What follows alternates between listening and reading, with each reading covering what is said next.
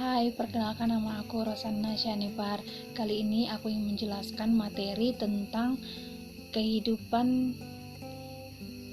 kehidupan masa demokrasi liberal pada tahun 1950 sampai dengan tahun 1959. Adapun penampakan mix mapping yang akan aku paparkan pada kesempatan kali ini kurang lebih seperti ini. Jadi ada tiga subjudul yang akan aku bagikan, yaitu satu tentang perkembangan politik masa demokrasi liberal, tentang sistem kepartaian, dan juga tentang sistem ekonomi liberal. Tapi sebelum lanjut ke materi dan juga pengajaran yang lebih mendalam lagi, kita pertama kali harus mengerti dulu apa itu demokrasi liberal. Demokrasi liberal adalah sistem pemerintahan yang memberikan kebebasan seluas-luasnya kepada rakyat warga negara. Pelaksanaan demokrasi liberal sesuai dengan konstitusi yang berlaku pada saat itu, yaitu Undang-Undang Dasar Sementara tahun 1950. Namun karena dianggap sama dengan sistem pemerintahan di Eropa, jadi tidak sesuai di Indonesia dan sering terjadi pergantian kabinet yang menyebabkan ketidakstabilan politik, ekonomi, sosial, dan juga keamanan. Oke, pertama kita bahas tentang perkembangan politik masa demokrasi liberal, di mana aku bagi menjadi 5 bagian, yaitu tentang kabinet demokrasi liberal. Pertama, ketidakstabilan politik. Yang kedua, kabinet demokrasi liberal. Yang ketiga, pemilihan umum tahun 1955. Yang keempat, tentang konferensi Asia Afrika. Dan yang kelima, tentang dekret presiden. Dan sistem kepartaian juga aku jelaskan, yaitu ada 10 partai. Dan yang terakhir tentang sistem ekonomi liberal, di mana terjadi ada 2 tahap yaitu kebijakan ekonomi keuangan pada tahun 1945 sampai 49, dan tahap yang kedua yaitu kebijakan ekonomi keuangan pada tahun 1950 sampai dengan tahun 59. Oke, yang pertama tentang perkembangan politik masa demokrasi liberal, yaitu satu, ketidakstabilan politik. Penyebab atau ciri-ciri ketidakstabilan politik yaitu konstitusi yang berlaku pada saat itu, yaitu Undang-Undang Dasar Sementara pada tahun 1945. Yang kedua yaitu karena sistem pemerintahan bersifat parlementer. Yang ketiga, kabinet masih mengikuti sistem parlementer, di mana menteri harus melapor kepada setiap parlemen. Dan yang kedua, kabinet demokrasi liberal, di mana kita sudah mempelajari ada 7 kabinet. Kita akan bahas satu persatu kabinet pada masa demokrasi liberal. Yang pertama ada Kabinet Natsir. Kabinet Natsir berdiri pada tanggal 6 September 1950 sampai 21 Maret 1951, di mana partai pemerintahannya yaitu Masyumi dan partai oposisi yaitu PNI dan PKI. Adapun program yang dilakukan pada saat Kabinet Natsir ada 5. Yang pertama, menggiatkan keamanan. Yang kedua, menyempurnakan pemerintahan. Yang ketiga, menyempurnakan organisasi perang. Yang keempat, memperkuat ekonomi rakyat. Dan yang kelima, mengembalikan Irian Barat ke Indonesia. Adapun faktor yang menyebabkan kemunduran Kabinet Natsir yaitu adanya mosi tidak percaya karena kegagalan perundingan masalah Irian Jaya. Kabinet kedua yaitu Kabinet Sukiman, berdiri pada tanggal 27 April 1951 sampai dengan 3 April 1952. Partai pemerintahannya yaitu PNI dan Masyumi. Partai oposisi yaitu PKI. Adapun program yang dilakukan oleh Kabinet Sukiman ada 5, yaitu meningkatkan keamanan, mengusahakan kemakmuran secepatnya, mempercepat persiapan pemilu, dan menjalankan politik luar negeri yaitu bebas dan aktif, dan yang terakhir yaitu memasukkan Irian Jaya secepatnya. Adapun faktor yang menyebabkan kemunduran kabinet Sukiman ini ialah Sukiman condong ke arah barat dengan menerima bantuan Amerika Serikat berupa Mutual Security atau MSA. Yang ketiga yaitu Kabinet Wilopo. Kabinet Wilopo berdiri pada tanggal 3 April 1952 sampai dengan 3 Juni 1953. Partai pemerintahannya yaitu PNI dan partai oposisi yaitu PKI dan Masyumi. Program-program yang dilakukan oleh Kabinet Wilopo yaitu persiapan pemilu, meningkatkan kemakmuran pendidikan dan keamanan, dan penyelesaian masalah Irian Barat. Faktor yang menyebabkan kemunduran Kabinet Wilopo yaitu krisis ekonomi dan juga peristiwa 17 Oktober 1952.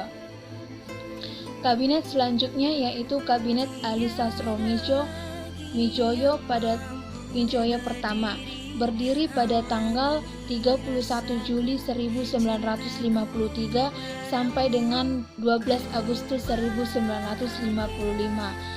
Partai pemerintahan kabinet ini yaitu PNI dan NU, dan partai oposisinya yaitu Masyumi dan PKI. Program yang dilakukan oleh Kabinet Ali Sastromijoyo I yaitu meredam pemberontakan DITII, yang kedua mempersiapkan pemilihan umum atau KPU, yang ketiga menyelenggarakan KAA 18 sampai 24 April 1955. Faktor yang menyebabkan kemunduran kabinet ini yaitu satu, masalah dalam tubuh TNI Angkatan Darat, yang kedua keadaan ekonomi Indonesia yang semakin memburuk, dan yang ketiga korupsi dan inflasi yang merajalela. Kabinet selanjutnya yaitu Kabinet Burhanuddin Harahap, yaitu berdiri pada tanggal 12 Agustus 1955 sampai dengan 3 Maret 1956. Partai pemerintahannya yaitu Masyumi dan partai oposisinya yaitu PNI. Program yang dilakukan oleh Kabinet Burhanuddin ini yaitu 1. Berhasil menyelenggarakan pemilu 29 Desember 1955 yaitu memilih anggota parlemen, dan pada tanggal 15 Desember 1955 berhasil memilih anggota konstituante. Yang kedua yaitu berhasil memberantas korupsi, dan ketiga mengembalikan Irian Barat ke Indonesia. Adapun faktor yang menyebabkan kemunduran kabinet ini yaitu karena tugas Burhanuddin hanya menyelenggarakan pemilu, maka setelah pemilu berhasil dia pun mengembalikan mandat kepada presiden. Kabinet yang selanjutnya yaitu Kabinet Ali Sastromijoyo II, yaitu berdiri pada tanggal 20 Maret 1956 sampai dengan 9 April 1957. Partai pemerintahan Kabinet Ali kedua yaitu PNI, Masyumi, dan NU.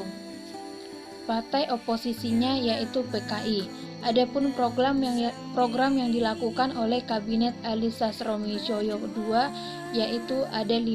Yang pertama, mengembalikan Irian Barat. Yang kedua, membentuk daerah otonom.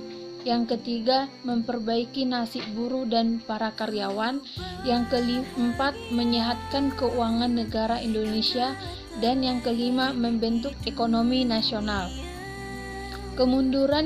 Kemunduran Kabinet Ali Sastromijoyo II disebabkan oleh munculnya gerakan separatis dan juga adanya perpecahan dalam partai koalisi.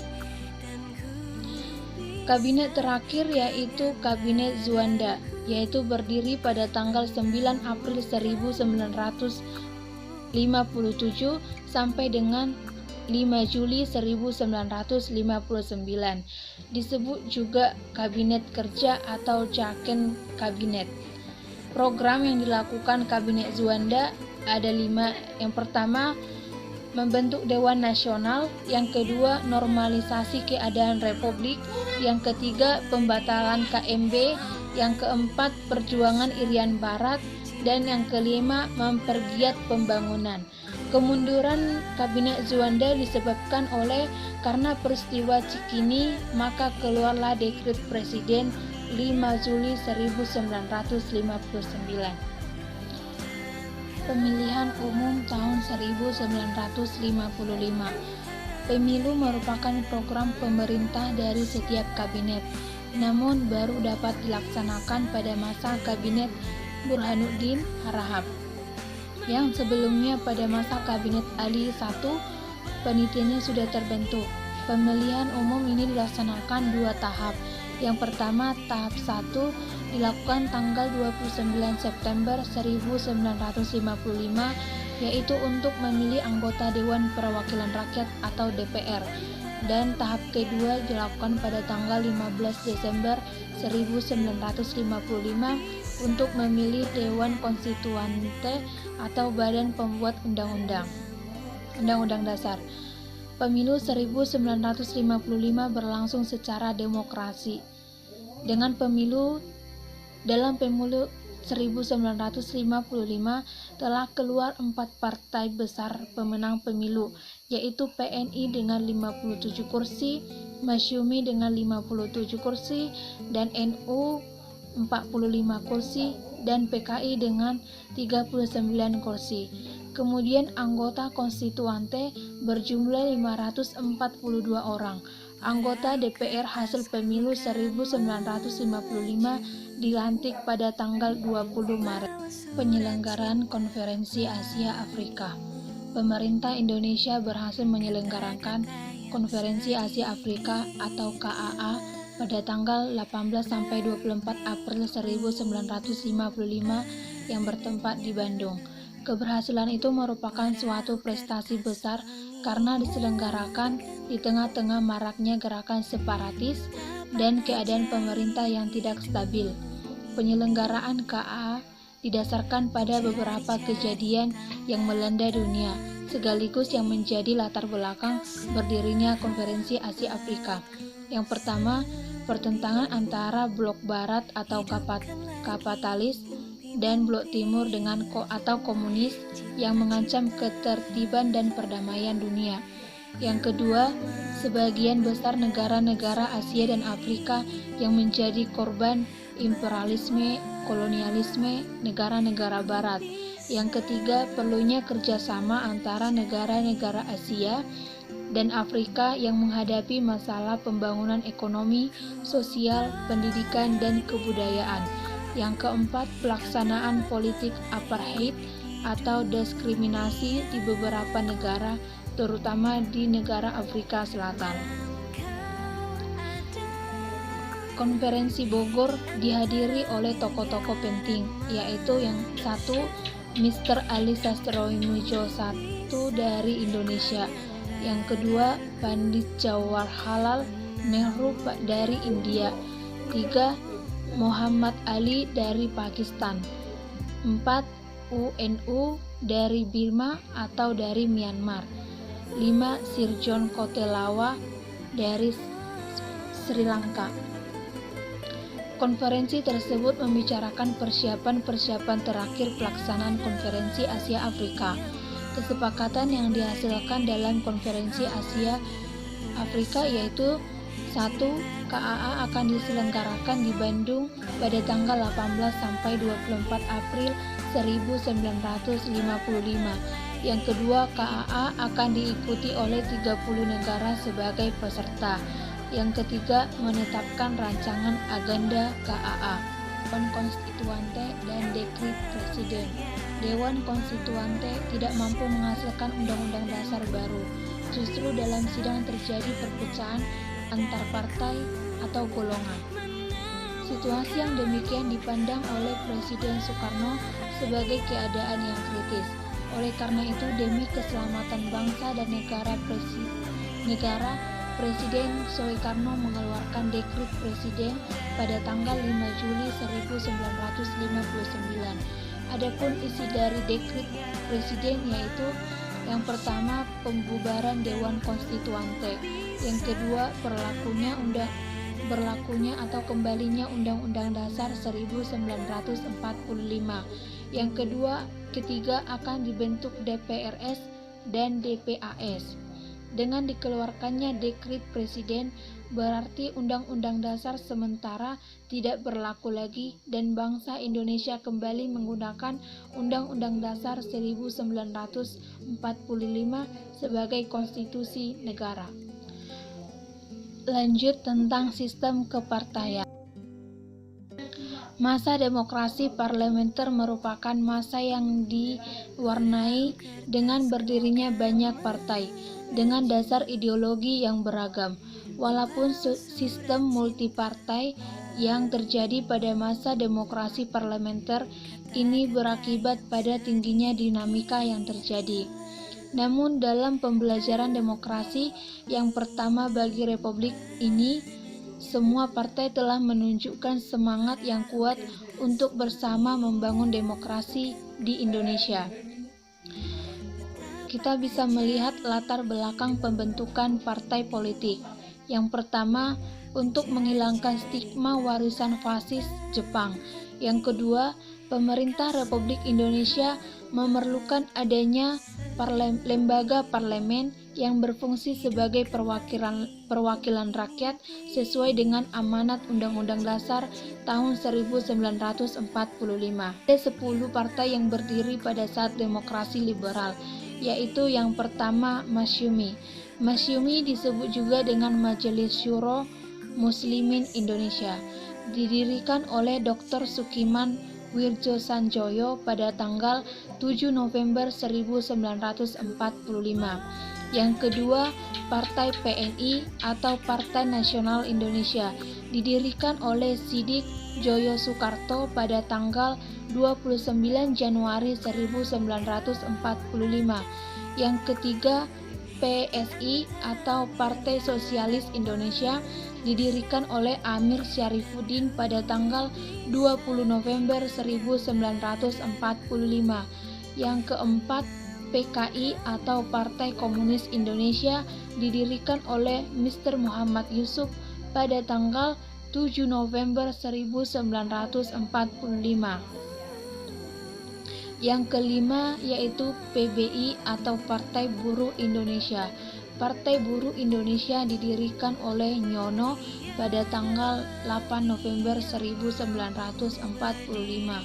Yang keenam, PRJ atau Partai Jelata, Partai Rakyat Jelata, didirikan oleh Sultan Dewanis pada tanggal 8 November 1945.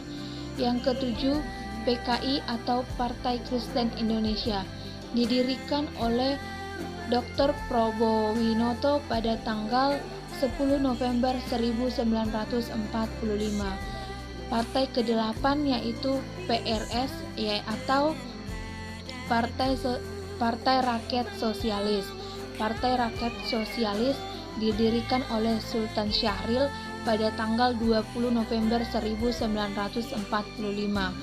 Partai selanjutnya yaitu Permai atau Persatuan Marhaen Indonesia yang didirikan oleh JB Asa pada tanggal 17 Desember 1945. Partai yang terakhir yaitu PKRI atau Partai Katolik Republik Indonesia, didirikan oleh IJ Kasimo tanggal 8 Desember 1945. Yang selanjutnya yaitu ekonomi pada demokrasi liberal. Meskipun Indonesia telah merdeka, tetapi kondisi ekonomi Indonesia masih sangat buruk. Upaya untuk mengubah struktur ekonomi kolonial ke ekonomi nasional yang sesuai dengan jiwa bangsa Indonesia berjalan tersendat-sendat. Faktor yang menyebabkan keadaan ekonomi krisis Indonesia yaitu Yang pertama, utang luar negeri hasil KMB. Yang kedua, defisit sebesar 5,1 miliar. Yang ketiga, Indonesia hanya mengandalkan satu jenis ekspor hasil bumi. Yang keempat, politik keuangan dirancang oleh Belanda. Yang kelima, belum memiliki pengalaman dan tenaga ahli. Yang keenam, situasi keamanan dalam negeri yang tidak menguntungkan. Yang ketujuh, kabinet terlalu sering berganti. Dan yang terakhir, angka pertumbuhan jumlah penduduk yang besar. Kita lihat kebijakan ekonomi keuangan, di mana kebijakan ekonomi keuangan ada dua bagian, yaitu satu, kebijakan ekonomi keuangan pada tahun 1945 sampai tahun 1949, yaitu kebijakan yang dilakukan ialah satu, pinjaman nasional. Yang kedua, menghindari inflasi. Yang ketiga, membentuk BNI pada tanggal 1 November 1946. Yang kedua, menjalin hubungan diplomatik Indonesia-India. Dan yang terakhir, Persatuan Tenaga Ekonomi atau PTE. 2. Yaitu kebijakan ekonomi keuangan tahun 1950 sampai tahun 1959, yaitu kebijakan yang dilakukan ialah mengubah sistem ekonomi kolonial menjadi nasional. Yang kedua, mengubah nasionalisme Deja-Javaske Bank menjadi Bank Indonesia. Yang ketiga, sistem Alibaba. Yang keempat, pembangunan jangka panjang masa Kabinet Ali II. Dan yang terakhir, MUNAP atau Musyawarah Nasional Pembangunan. Oke, sekian dulu video atau materi yang dapat saya sampaikan. Semoga materi yang saya sampaikan bisa menjadi referensi buat kalian semua. Terima kasih sudah menonton video ini dari awal sampai akhir, dan jangan lupa like, comment, and subscribe, and share ke teman-teman kalian semua. Bye bye, see you next time video.